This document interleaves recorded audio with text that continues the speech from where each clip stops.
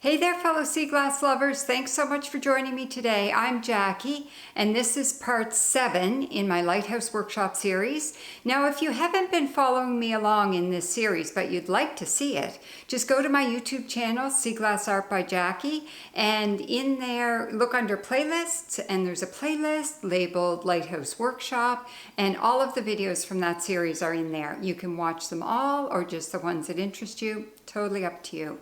So in this video, I'm going to talk to you about the importance of having a dedicated workspace when you're doing a sea glass mosaic, because you don't want to be moving your stuff from one place to another place or having to tuck it away every time you finish working, because if you tuck it away, chances are it'll be a while before you bring it back out again.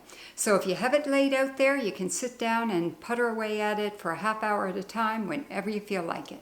And it doesn't require a large space. My dedicated workspace at my cottage is a little corner in my living room. It's a lovely space and it's easy to sit down whenever I want to. I have another dedicated workspace at my house, but that's another story. I'm hoping that if I show you what I've done to set up a dedicated workspace here at my cottage, it will inspire you to really give yourself permission to claim a piece of your house just for artwork. So join me for this video and I hope you find it fun. So as you can see, this isn't a terribly big space in my living room, but an essential space. So I have a table and a chair, and I also have a cushion sitting there because I sometimes will pull the cushion up on top of the chair to get me a bit higher or make it a little bit more comfortable. And then I have my sea glass mosaic laid out on the table. And if I'm sitting here working, I can just look up, look out at the view, which is lovely. I'm really fortunate to have a spot between two windows because I also have the view from that window. And I have a lot of natural light.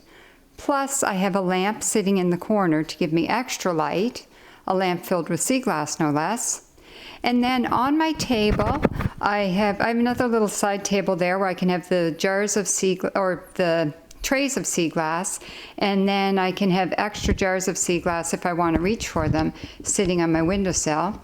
And here in my table, I like to have a board so I can put stuff out and shuffle it around and work with it. Got to have my tea.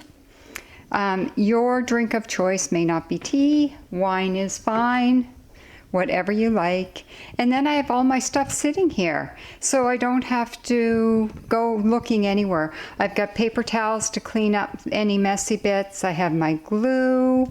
I have my tools, which are just basically some sticks and some toothpicks. I always have a tray sitting there with any really interesting pieces in case I'm looking for something a little bit interesting. Probably not a whole lot that will end up in this piece, but it's always sitting there. And my craft tweezers. So just having everything close is very important. You want to be close and comfortable. And then you're more likely to just sit down and work for a half hour at a time, because you don't want to be working too long before taking a break. So be sure to set up your dedicated workspace. That's your homework for today. Decide where you're going to work and how you're going to set it up so that it's comfortable for you. So thanks so much for joining me today. Join me next time and I will get to gluing sea glass on. That's the big step. So I hope you make it out to the beach, and happy sea glass hunting.